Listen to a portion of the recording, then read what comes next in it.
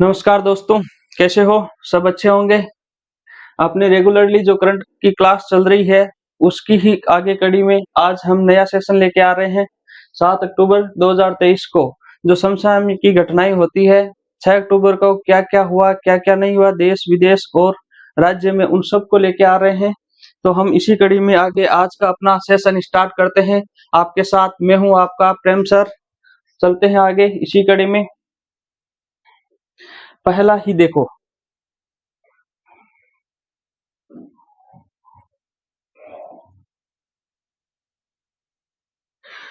ये देखो बहुत ही अच्छी चीज है। कल क्या हुआ था, नेवी ई केस, एक कार्ड का नाम है नेवी ई केस, इसको ध्यान में रखना। ये कार्ड है वो किसने लॉन्च किया था, तो इसके देखो, क्या इसने नेवी ने किया है या एसबीआई ने किया है या भारत सरकार ने या इन दोनों ने? एक बात बताओ, भारत कल नेवी का स्वावलंबन 2 चल रहा था, स्वावलंबन 2.0 के एक समिट चल रही थी, उसके अंदर नेवी के अधिकारियों और एसबीआई ने दोनों ने मिलकर एक कार्ड लॉन्च किया, उसका नाम है नेवी ईकेएस कार्ड। देखो ये एक ईकेएस कार्ड ऐसा होगा जिसमें ड्यूल चिप होगी, ये ड्यूल चिप होगी। ये क्या करेगा, ऑफलाइन और ऑनलाइन दोनों के मुद्रा के लेन देन में नेवी के जो कर्मचारी होते हैं समुद्र के अंदर, उनको आसान करने के लिए, उनका लेन देन मुद्रास्फीति, उसको मुद्रा की लेन देन को आसान करने के लिए नेवी ईकेएस और नेवी ईकेएस कार्ड लॉन्च किया। किसने किया? एसबीआई और नेवी दोनों ने मिलकर इसको लॉन्च किया है। देखो इसके अंदर ये जो कहाँ किया गया, इसमें ये देखो नेवी के एक यान की लगा रखी है जिसका नाम है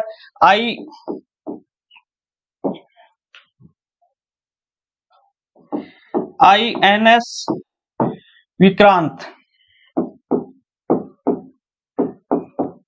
INS विक्रांत है जो नेवी का सबसे बड़ा युद्धपोत है। उसकी देखो तस्वीर भी दे रखी है, इसी के ऊपर इस कार्ड को लॉन्च किया गया है। समुद्र के अंदर भारतीय डिजिटल मुद्रा के बढ़ते कदम की ओर, आगे की ओर एक कदम उठाया है नेवी ईकेएस, जो क्या करेगा, ड्यूल चिप कार्ड है। ये ड्यूल चिप कार्ड क्या करेगा, ऑफलाइन मुद्रा के लेन देन में भी काम करेगा और ऑनलाइन मुद्रा के लेन देन में भी काम करेगा। ये है एसबीआई, देखो इसमें लिखा एसबीआई एनवी ईकेएस लॉन्च डिजिटल भुगतान समाधान के लिए एक महत्वपूर्ण मील का पत्थर साबित होगा। ये कहा है स्टेट बैंक ऑफ इंडिया ने। स्टेट बैंक ऑफ इंडिया और नेवी दोनों ने मिलकर इस कार्ड को लॉन्च किया है। आईएनएस विक्रमादित्य, आईएनएस विक्रमादित्य के ऊपर इसको लॉन्च किया गया है।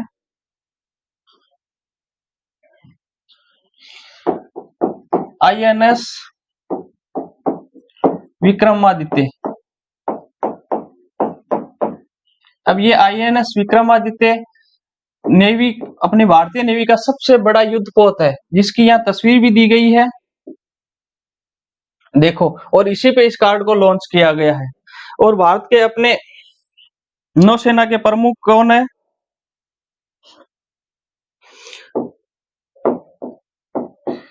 आर हरि कुमार, यह है भारतीय नौसेना के प्रमुख जो इस समिट में भाग ले रहे थे। स्वावलंबन 2.0 जो चल रहा था वो किस पे चल रहा था? आईएनएस विक्रमादित्य। इसी विक्रमादित्य पे नेवी ईकास कार्ड का लॉन्च किया गया है। नेवी और एसबीआई दोनों ने मिलकर इस कार्ड को लॉन्च किया है। यह वहां के कर्मचारियों के लिए एक अच्छा डिजिटल भुगतान में एक बहुत अच्छा कदम है, जो इके जो ऑनलाइन भुगतान में भी काम करेगा और ऑफलाइन भुगतान में भी काम करेगा। और एसबीआई के निदेशक कौन है? दिनेश खारा।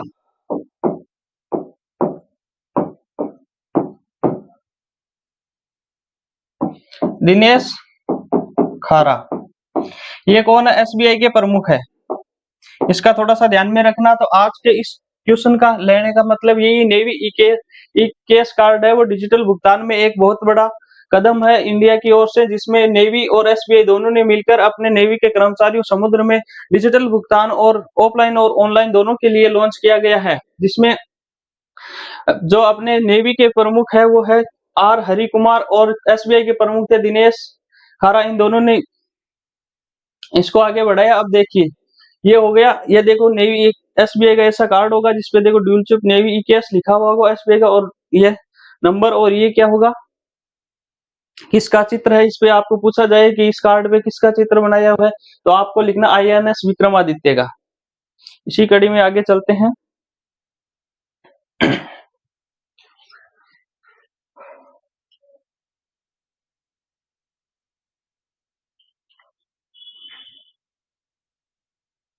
अब देखो, कल क्या हुआ था, रिलायंस रिटेल के जियो मार्ट है, जियो मार्ट जो ऑनलाइन कंपनी है रिलायंस की है, जो क्या करती है, जियो मार्ट के थ्रू हम सामान खरीदते हैं, उसका ब्रांड एम्बेसडर बनाया गया है। अब यह ब्रांड एम्बेसडर किसे बनाया गया है, या सचिन तेंदुलकर को बनाया गया है, विराट कोहली को बनाया गया है, या महेंद्र सिंह धोनी को, या सौरव गांगुली को। तो इसमें इन्होंने ब्रांड एम्बेसडर बनाया है महेंद्र सिंह धोनी को। इसको ध्यान में रखना, महेंद्र सिंह धोनी को रिलायंस रिटेल जियो मार्ट का ब्रांड एम्बेसडर बनाया गया, जो 8 अक्टूबर से रिलायंस उत्सव मार्ट जियो जियो उत्सव का रूप में, रिलायंस मार्ट है वो जियो उत्सव के रूप में 8 अक्टूबर से मनाने जा रही है। जो महेंद्र सिंह धोनी की जितनी विजेताएं हैं, जितना जो जो पल है उसको साझा करेगी, उसके लिए ब्रांड एम्बेसडर, जियो मार्ट का ब्रांड एम्बेसडर पूछा जाए तो आपको करना है महेंद्र सिंह धोनी। इसी को ध्यान में रखना है। इसी कड़ी में नेक्स्ट आगे चलते हैं।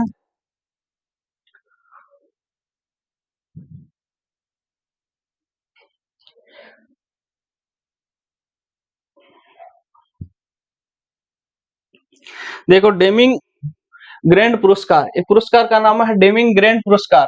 ये किसे मिला है, MRF टायर कंपनी को, टाटा कंपनी को, या सीएट टायर कंपनी को, या रिलायंस को। तो ध्यान में रखना, जो डेमिंग ग्रैंड पुरस्कार है वो एकमात्र पहली बार मिला है किसको, सीएट कंपनी, जो टायर कंपनी है सीएट कंपनी, उसको मिला है। इसको ध्यान में रखना, ये इंपॉर्टेंट क्वेश्चन में भी है, पूछा जा सकता है, क्योंकि पहली बार डेमिंग ग्रैंड पुरस्कार दिया गया है। किसे दिया गया है, सीएट टायर कंपनी को। किसके लिए दिया गया है, ट्यूकेम ट्यूकेएम के लिए, टोटल क्वालिटी मैनेजमेंट की प्रतिबद्धता के लिए, total quality total quality management के लिए दिया गया, उसकी प्रतिबद्धता के लिए दिया गया है। संपूर्ण गुणवत्ता प्रबंधन, टोटल क्वालिटी में संपूर्ण गुणवत्ता प्रबंधन, संपूर्ण गुणवत्ता प्रबंधन की प्रतिबद्धता के लिए किसको दिया गया, सीएट टायर कंपनी। क्या दिया गया है, डेमिंग ग्रैंड पुरस्कार। ये क्या है, अपनी गुणवत्ता के लिए हमेशा लगातार कभी भी फॉल्ट नहीं हुई है, इसलिए इसको ऐसा दिया गया, और ये पहली बार दिया गया है ऐसा संपूर्ण गुणवत्ता प्रबंधन के प्रति प्रतिबद्धता के लिए। और इसके निदेशक कौन है, सीएट टायर कंपनी के निदेशक कौन है, अर्णव बनर्जी। इसको ध्यान में रखना, अर्णव बनर्जी। तो आपको मुख्य रूप से यही ध्यान रखना है, मुख्य रूप से यही ध्यान रखना है, डेमिंग ग्रैंड पुरस्कार किसे मिला है, सीएट टायर कंपनी को मिला है, संपूर्ण गुणवत्ता प्रबंधन की प्रतिबद्धता के लिए डेमिंग ग्रैंड पुरस्कार मिला है। इनके सीईओ, इनके प्रमुख है अर्णव बनर्जी। ध्यान में रखना इसको। इसकी कड़ी में आगे चलते हैं। अब देखो, हमारी ये एशियन गेम्स 2023 चल रहे हैं, जो चीन के हांगझो में चल रहे हैं, और हमारा भारत 100 के जो लक्ष्य रखा था इसने, कि हमारा भारत कितने शतक तो लगा के आए अब की बार, इसको इसी कड़ी में आगे चलते हुए इसने कितने कर लिए अपने, अभी टोटल 95 पदकों की सूची में आ गया है।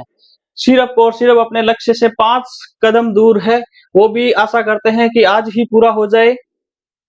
इसी कड़ी में उन्होंने 22 गोल्ड जीते हैं, 32 सिल्वर है, और 39 22 गोल्ड है, 32 सिल्वर है, और 39 क्या है, कांस्य है। सॉरी, 22 गोल्ड है, 32 नहीं 34 सिल्वर है, 34 सिल्वर और 39 कांस्य है। कुल मिला के कितने पदक हो गए, 95 पदक हो गए हैं। इसी कड़ी में, इसमें कल की जो कड़ी है उसमें मुख्य रूप से आपको ध्यान रखना, इंपॉर्टेंट में माना जाए तो है HS प्रणव, जो बैडमिंटन पुरुष सिंगल ब्रॉन्ज में जीता है। HS प्रणव जो प्रणव है, वो बैडमिंटन पुरुष सिंगल में क्या जीता है, ब्रॉन्ज जीता है, कांस्य जीता है। ये किस लिए है, क्यों 41 साल बाद किसी अपने मेंबर को बैडमिंटन में सिंगल में ये पदक जीता, इसलिए इसको ध्यान में रखा। एच.एस. प्रणॉय बैडमिंटन सिंगल में कांस्य जीता है। इसी के साथ भारत की सबसे अच्छी बात है कि चौथी बार क्या मिला है, इसको भी ध्यान में रखना। भारत पुरुष हॉकी टीम ने गोल्ड जीता है, किसको हरा के? जापान को हराकर, एक तरफा 5-1 से हराकर। जापान को 5-1 से हराकर एक तरफा जीता है, वो गोल्ड जीता है भारत पुरुष हॉकी टीम ने। इसको ध्यान में रखना। देखो एशियन गेम्स भारतीय हॉकी टीम देखो कितनी जश्न मना रही है गोल्ड पाकर, और यही हम आशा करते हैं कि हमारे जितने भी खिलाड़ी गए हैं वो इसी तरह खुशी मनाकर वापस लौटे। इसी कड़ी में देखो भारतीय पुरुष ब्रिज टीम ने क्या जीता है? सिल्वर, रजत जीता है। ब्रिज टीम, भारतीय पुरुष ब्रिज टीम ने रजत जीता है, सिल्वर जीता है। फिर इसी कड़ी में आगे भारतीय तीरंदाजी पुरुष रिकर्व टीम, पुरुष ने क्या जीता है? उसने भी क्या जीता है? सिल्वर जीता है, रजत जीता है। इसी आगे कड़ी में भारतीय तीरंदाजी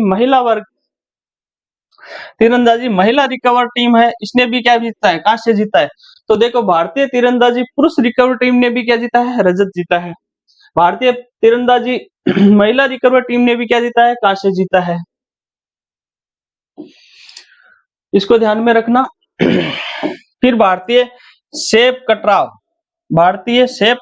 महिला रेगू टीम ने, इसको ध्यान में रखना, ये भी एक इंपॉर्टेंट ही है। भारतीय सेप टकराव महिला रेगू टीम ने भी क्या जीता है? कांस्य जीता है।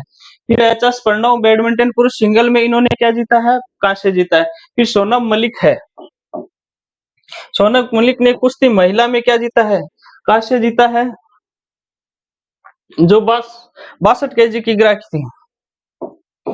62 केजी की गिरा भार में इसने क्या जीता है? कांस्य जीता है। किसने जीता है? सोनम मलिक, जो एक महिला है उसने जीता है, कांस्य जीता है। और 62 किलोग्राम भार के में पदक जीता है। और फिर है किरण बिश्नोई, जिसने 76 केजी भार का खेला था। और उसके बाद है अमन होगी, उसने 57 केजी का खेला था। ये थोड़ा सा ध्यान में रखना।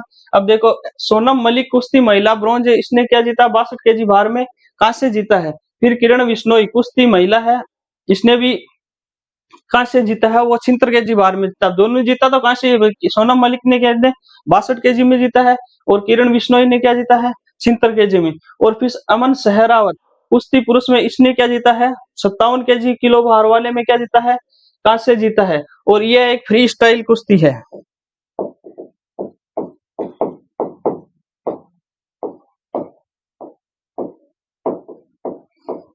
फ्री स्टाइल कुश्ती में अमन रावत ने क्या जीता है? कांस्य जीता है। तो ध्यान में रखना इसको।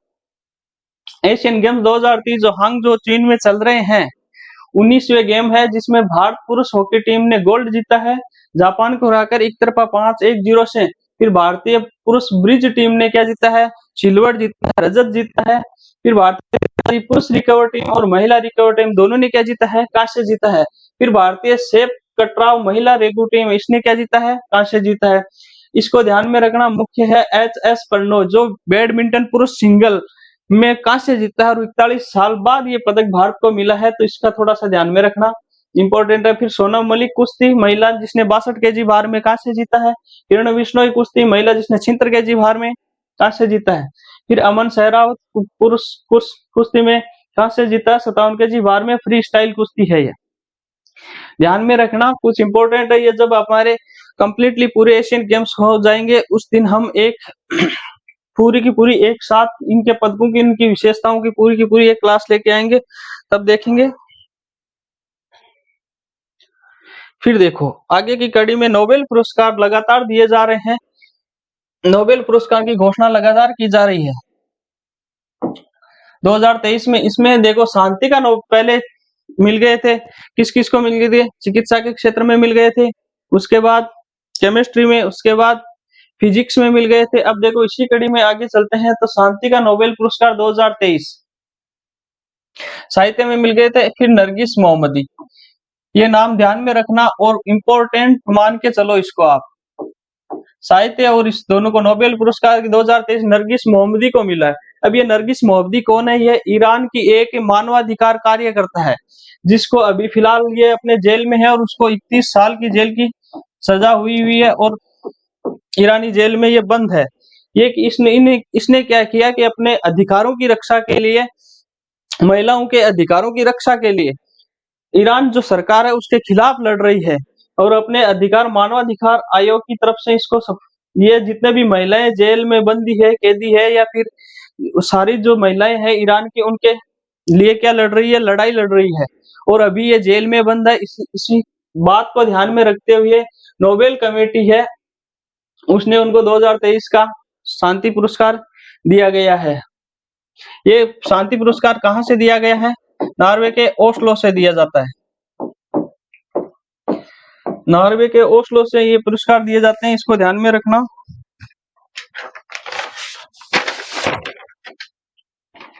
ये ईरान की मानवाधिकार कार्यकर्ता है। एक संस्था है ईरान की, उसका नाम है defender of human rights centre. Defender of human right centre. इस संस्था की यह है उपप्रमुख है, यानी उपाध्यक्ष है। इस संस्था की उपाध्यक्ष कौन है? Defender of human rights centre उपाध्यक्ष, इसकी उपाध्यक्ष कौन है? नरगिस मोहब्बदी है। अब इसकी स्थापना किसने की थी? डिफेंडर ऑफ राइट्स, इसकी स्थापना की थी शिरीन एबादी ने। शिरीन एबादी एक महिला का नाम है जिसे भी शांति पुरस्कार दिया गया। कौन सा? नोबेल का शांति पुरस्कार शिरीन एबादी को। इसने इस संस्था की स्थापना की थी, defender of human rights centre. इसकी उपाध्यक्ष कौन है? नरगिस मोहम्मदी है। और जिसकी स्थापना किसने की थी? शिरीन एबादी ने की थी। इसको भी क्या मिला हुआ है? नोबेल पुरस्कार दिया गया है 2003 में शांति का। अब देखो, जिसने स्थापना की थी सो खुद एक शांति पुरस्कार विजेता है, जिसने defender of human rights centre की स्थापना की थी, उसको भी शांति का पुरस्कार 2003 का मिला है। और ये आप देखो, अपनी ही उपाध्यक्ष है इसकी, अपने ही साथी वो नरगिस मोहम्मदी, जो ईरान में अपने मानवाधिकार अधिकारों के लिए, महिलाओं के मानवाधिकार, अपने अधिकारों के जो लड़ रही है, उसको भी क्या मिला है? शांति का नोबेल पुरस्कार 2023 मिला है। ध्यान में रखना इसको, बहुत ही इंपॉर्टेंट है। इसको मैं मानता हूं कि वेरी वेरी इंपॉर्टेंट जो क्वेश्चन बनेगा वो यही बनेगा कि 2023 का शांति का नोबेल पुरस्कार किसे मिला गया? नरगिस मोहम्मदी को मिला है। इसको ध्यान में का, ये देखो नरगिस मोहम्मदी है, ये फिलहाल जेल में है, 21 वर्षों की इनको जेल की सजा हुई है और महिलाओं के अधिकारों के खिलाफ, महिलाओं के अधिकारों के लिए ईरान सरकार के खिलाफ लड़ रही है। इसी कड़ी में हम आगे चलते हैं।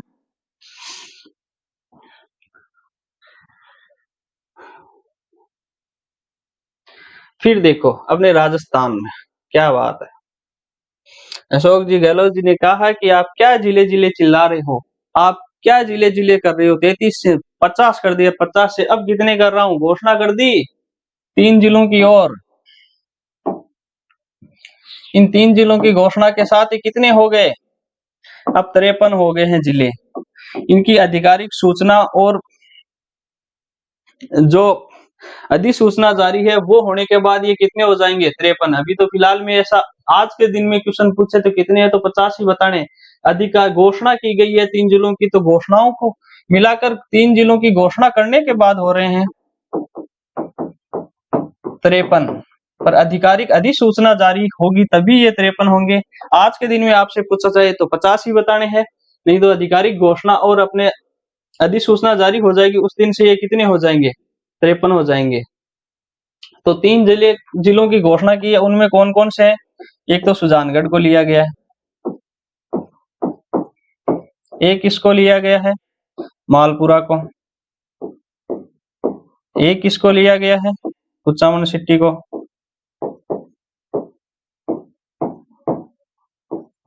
अब देखो सुजानगढ़ है उसको चूरू से तोड़ के किया गया है, चूरू में आता था पहले, मालपुरा टोंक में आता था, और कुचामन सिटी है वो नागौर में आता था। नागौर के बाद इसे डीडोना कुचामन के नाम से नए जिले में शामिल किया गया था और अब इसे अलग से दर्जा दे दिया गया। तो हम ये मान के चले कि इसको नागौर से अलग किया, फिर डीडोना कुचामन से अलग किया और कुचामन सिटी को। अब ये देखो लड़ रहे थे डीडोना वाले कुचामन वाले कि हमारे यहाँ, कुचामन वाले बोल रहे थे कि हमारे यहाँ ऑफिस होना, वो सारे कुचामन सिटी में। डीडोना बोल रहे थे लगभग ऑफिस जगह अलॉट हो चुकी है, वो डीरोना में सेटअप है, तो उसी के साथ इसको सेटअप किया जाए। इस चक्कर में गहलोत जी ने कहा कि यार लड़ो मत, छोड़ो रामायण, एक काम करो ते दोनों ही जिला बना लियो। तो ओ कहीं करियो कि कुचामन सिटी ने भी बोले तू थारी ऑफिस बना, तू भी जिलो राख, और डीरोना में बोलियो कि थे की ऑफिस बनी है जकी तो बन रही है और बना लियो, थे भी जिलो राखो, लड़ो मना।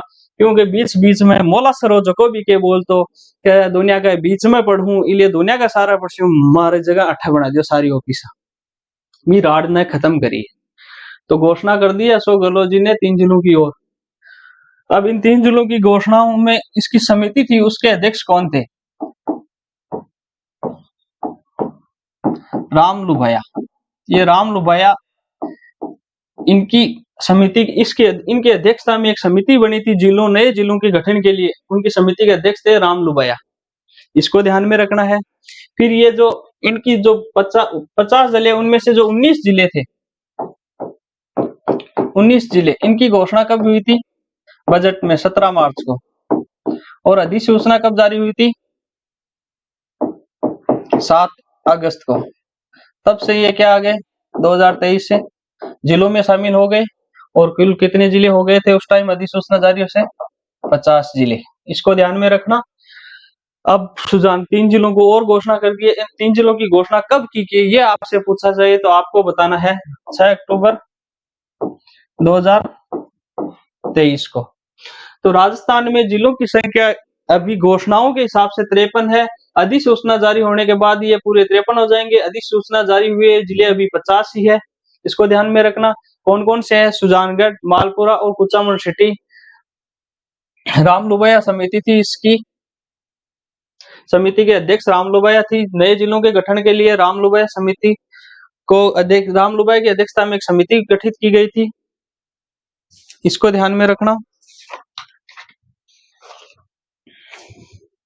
और उस समय 3 संभाग भी, इन 19 जिलों के साथ 3 संभागों की ओर घोषणा की गई थी। उसमें 3 संभाग कौन कौन से थे? एक तो सीकर था, एक बांसवाड़ा था और एक पाली था। ये 3 संभाग थे। तो संभाग कुल कितने हो गए? पहले कितने थे? 7 और 3 कितने हो गए? अब 10 संभाग है। राजस्थान में कितने संभाग है?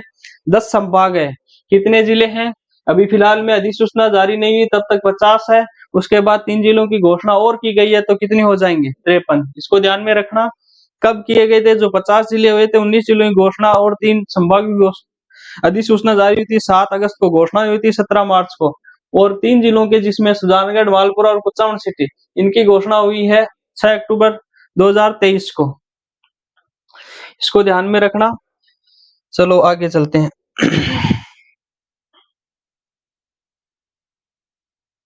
फिर देखो,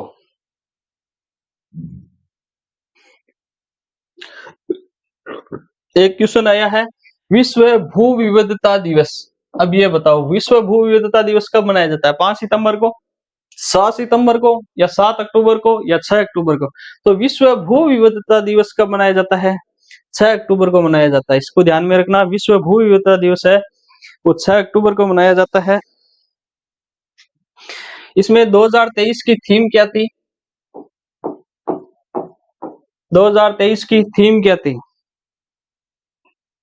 बताओ? विश्व भू विविधता दिवस ध्यान में रखना 6 अक्टूबर को मनाया जाता है। इसकी थीम थी भू विविधता,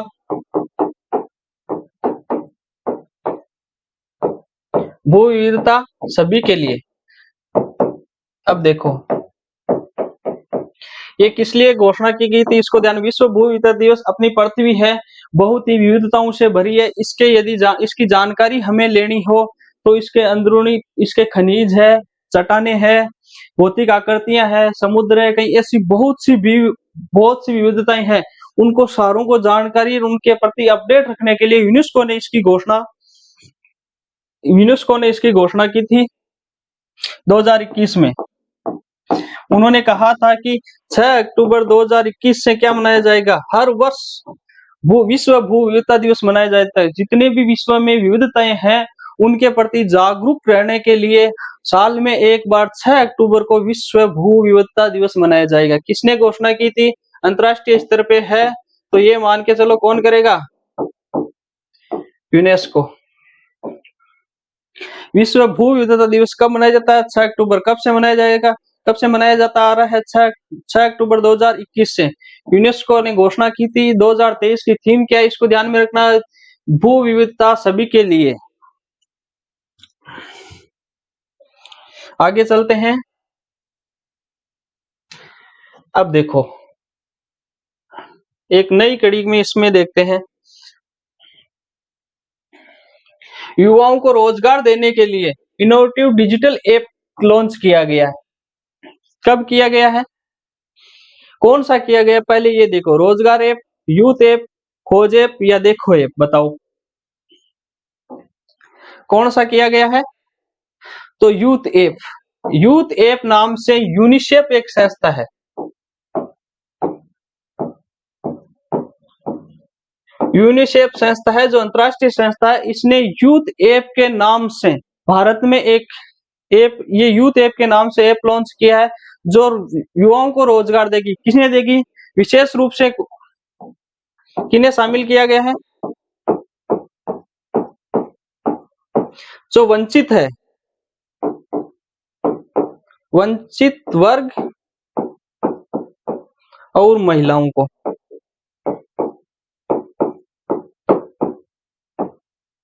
इसको ध्यान में रखना, युवाओं को रोजगार देने के लिए यूनिसेफ एक संस्था है, उसने ऐप लॉन्च किया, यूथ ऐप। उसने यूथ ऐप जिसको विशेष रूप से वंचित वर्ग और महिलाओं को रोजगार देने के लिए उपलब्ध किया गया है, के लिए किया। इसका लॉन्चिंग कब हुई थी? 5 अक्टूबर 2023 को, नई दिल्ली से। इसको ध्यान में रखना, इंपॉर्टेंट क्वेश्चनों में है, स्पेशली ध्यान रखना। यूथ ऐप,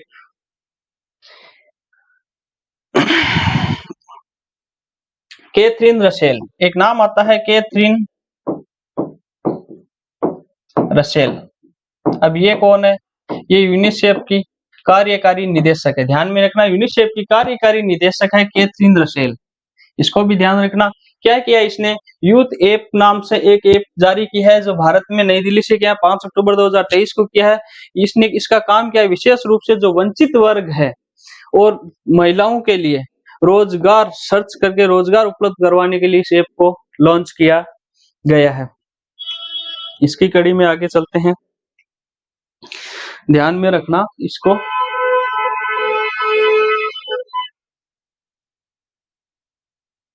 फिर देखो, एक कल की न्यूज में निकल के आया था कि जो अपनी G20 अभी भारत में हुआ था, उसी की कड़ी में सम्मेलन हो रहे हैं, उनमें नोवा जो G20 का P20, इसको ध्यान में रखना, P20 का मतलब G20 के जो P20 इसलिए बोला है, G20 के सदस्य हैं वही देश।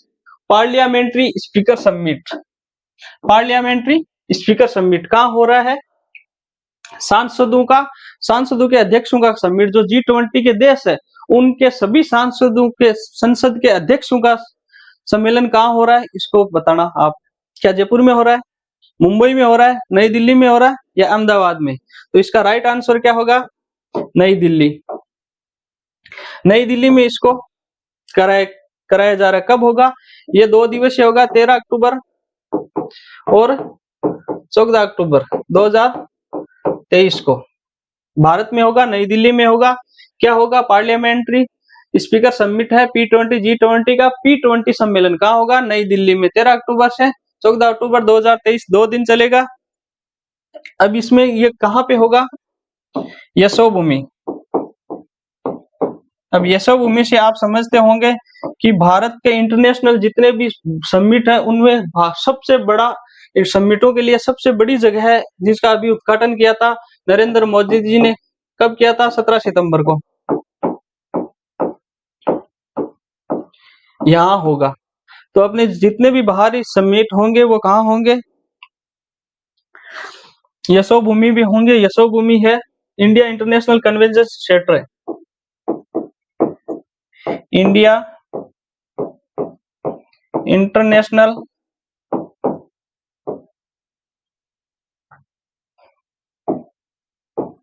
Convention centre. इसको ध्यान में, यशोभूमि है उसकी उद्घाटन 17 सितंबर को नरेंद्र मोदी जी के द्वारा की गई थी। वो क्या है? इंडिया इंटरनेशनल कन्वेंशन सेंटर है, IICC। इसमें होगा क्या? होगा नोवा G20 का P20 सम्मेलन होगा। कहाँ होगा? नई दिल्ली में होगा। कहाँ होगा? जगह का नाम यशोभूमि है। इसका उद्घाटन 17 सितंबर को नरेंद्र मोदी जी ने किया था। उसका इंडिया इंटरनेशनल कन्वेंशन सेंटर है। अपने भारत के जितने भी इंटरनेशनल समिट होंगे, लगभग 11,000 लोगों की क्षमता वाला ये बनाया गया है। IICC 11,000, जितने भी इंटरनेशनल समिट होंगे, कितने ही बड़े हो, 11,000 लोगों तक की व्यवस्था है, बैठने की व्यवस्था है। 11,000 लोग, सबसे बड़ा है भारत का यशोभूमि इसमें। और इसकी उद्घाटन कौन करेंगे? नोवा G20 का P20 की उद्घाटन कब कौन करेगा? तो ये भी PM मोदी जी करेंगे। इसको ध्यान में रखना। तो नोवा G20 का P20 सम्मेलन कहाँ हो रहा है? नई दिल्ली में हो रहा है। जगह का नाम Yashobhoomi, India international convention centre है। 17 सितंबर को इसका उद्घाटन यशोभूमि इसका किया था नरेंद्र मोदी जी ने। और इस जो समिट हो रहा है इसका उद्घाटन भी कौन करेंगे? नरेंद्र मोदी जी। इसको ध्यान में रखना। आगे चलते हैं। अब देखो, इसको जो हमने पढ़ा है उसको एक बार रिवाइज कर लेते हैं। देखो, नेवी ई कैश कार्ड है वो किसने लॉन्च किया था? नेवी और SBI दोनों ने मिलकर लॉन्च किया था। नेवी ने अपने कर्मचारियों के लिए जो ड्यूल चिप है, ऑनलाइन और ऑफलाइन दोनों के लिए काम करेगा। फिर रिलायंस रिटेल जियो मार्ट का ब्रांड एम्बेसडर किसे बनाया गया? महेंद्र सिंह धोनी को बनाया गया। फिर डेमिंग ब्रांड पुरस्कार किसे मिला गया? सीएट कंपनी को दिया गया है। किसके लिए दिया गया है? टीम अपनी टोटल क्वालिटी मैनेजमेंट की प्रतिबद्धता के लिए, बनाए रखने के लिए।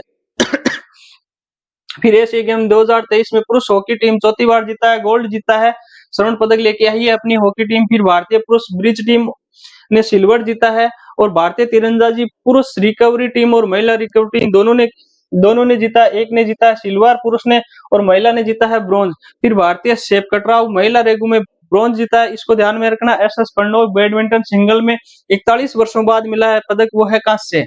फिर सोनम मलिक कुश्ती ने ब्रॉन्ज में इसने ब्रॉन्ज जीता। किरण बिश्नोई ये 52 kg में है, ये किरण बिश्नोई वो 76 kg में, और अमन शहरावत है ये 57 kg में है, ये फ्री स्टाइल में जीता था, उसने भी कांस्य जीता है। फिर नोबेल पुरस्कार 2023 का शांति का नरगिस मोहम्मदी को दिया गया है। एक ईरान की मानवाधिकार कार्यकर्ता है जो ईरान के सरकार के खिलाफ ईरान में रह रही महिलाओं के अधिकारों के लिए लड़ रही है, जो अभी फिलहाल जेल में ही है। जेल में इसको नोबेल पुरस्कार की घोषणा की गई है। ये नोबेल पुरस्कार नॉर्वे के ओस्लो से दिया जाता है। फिर राजस्थान में 3 नए जिलों की घोषणा की है, सुजानगढ़, कुचामन सिटी और मालपुरा को, हो जाएंगे टोटल 53। फिर विश्व भू विविधता दिवस कब मनाया जाता है? इसको ध्यान 6 अक्टूबर को मनाया जाता है। भारत अपने विश्व यूनेस्को द्वारा 6 अक्टूबर 2021 को इसकी घोषणा की गई थी। अपने विश्व में जितनी विविधताएं है, भू विविधता में, उसके चट्टानों से संबंधित हो, उसके उबड़ खाबड़ जगह, सारी जितनी भी भूमि की अलग अलग विशेषताएं हैं, कहीं मरुस्थल है तो कहीं पे पठार है तो कहीं पे पर्वत है, कहीं पे सागर, इन सब की विविधताओं के प्रति जागरूकता रखने के लिए इसको हर साल मनाया जाता है 6 अक्टूबर को। फिर युवाओं को रोजगार देने के लिए innovative digital app youth app की घोषणा की है, जो वंचित और महिलाओं के लिए काम करेगा। और इसके अंदर यूनिसेफ एक संस्था है इंटरनेशनल, उसने लॉन्च किया है भारत में। फिर नोवा G20 का P20 पार्लियामेंट स्पीकर समिट कहाँ होगा? नई दिल्ली में होगा, यशोभूमि में होगा। तो आज हमने जो देखा, बहुत अच्छे क्वेश्चन से और लगभग इंपॉर्टेंट थे, जो एग्जामिनर सीधा एग्जाम में टारगेट किया जाता है। आप देख लेना, अभी दिल्ली पुलिस का एग्जाम आ रहा है, SSC GD का। अपने राजस्थान में भी अभी राजस्थान में इसके राजस्थान पुलिस के फिजिकल चल रहे हैं, उसके बाद एग्जाम होगा, तो उसमें भी करंट का 10% से भी ज्यादा 10 क्वेश्चन तो मान के चलो आते ही है। और अभी कल नई पशु परिचारक की वैकेंसी डिक्लेयर हुई है, और आशा करते हैं कि और भी हमें वैकेंसियों की उम्मीद है, लगाए बैठे, आस लगाए बैठे, वो भी जल्दी से जल्दी राजस्थान सरकार डिक्लेयर कर दे हमारी आशा अनुरूप। ठीक है, बहुत बहुत धन्यवाद। जुड़े रहिए हमारे साथ इसी कड़ी में, और अपने जो चैनल है हमारा शिखर क्लासेज, उसको लाइक कीजिए, सब्सक्राइब कर दीजिए और जुड़े रहिए लगातार।